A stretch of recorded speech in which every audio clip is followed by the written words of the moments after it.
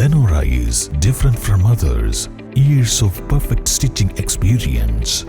Lenora linen, cotton cloth and stitching. Pandikad Road, Vandoor. Fried ചിക്കന്റെ രുചിയെ മാറ്റിമറിച്ച pogo ഇനി വണ്ടൂരിലും. സൗജന്യ home ഡെലിവറിയും ലഭ്യമാണ്. Kairali's Pogo grill near Lubna theatre, Manjeri road, Wandoor.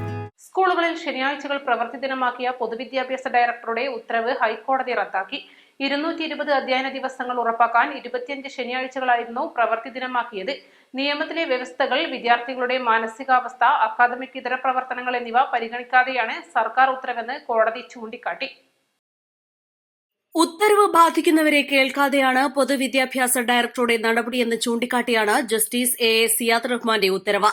നയപരമായും കീഴ്വഴക്കപരമായും കാലങ്ങളായി പിന്തുടരുന്ന ഒരു സംവിധാനത്തിൽ മാറ്റം വരുത്തുന്ന ഇത്തരമൊരു ഉത്തരവ് സർക്കാരിനല്ലാതെ പൊതുവിദ്യാഭ്യാസ ഡയറക്ടർക്ക് പുറപ്പെടുവിക്കാനാകില്ലെന്നും കോടതി വിലയിരുത്തി.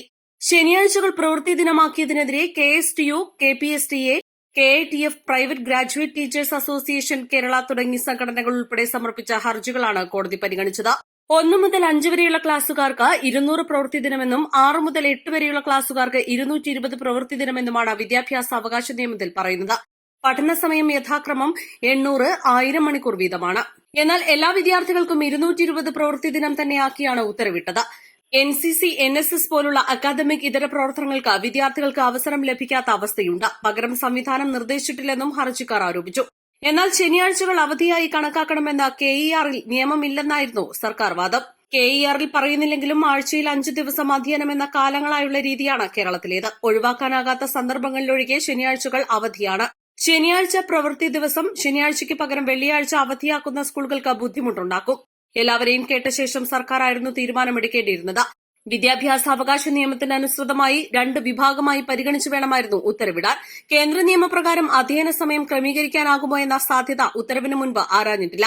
അതിനാൽ ശരിയായ നിയമപ്രക്രിയയിലൂടെയാണ് അധ്യയന ദിവസം നിശ്ചയിച്ചതെന്ന് കരുതാനാകില്ല.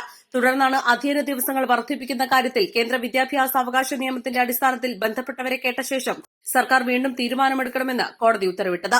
News desk, East live.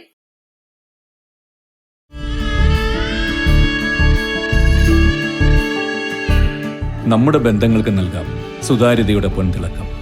Beauty mark golden diamonds, specially for you. വിദഗ്ധരായ ഷെഫുമാരുടെ നേതൃത്വത്തിൽ ഇന്ത്യൻ, ചൈനീസ്, അറേബ്യൻ വിഭവങ്ങൾ വളരെ കൃത്യതയോടെ ഹൈജീനിക്കായി കഴിക്കുവാൻ Indian bakes and restaurant, town square, Wandoor.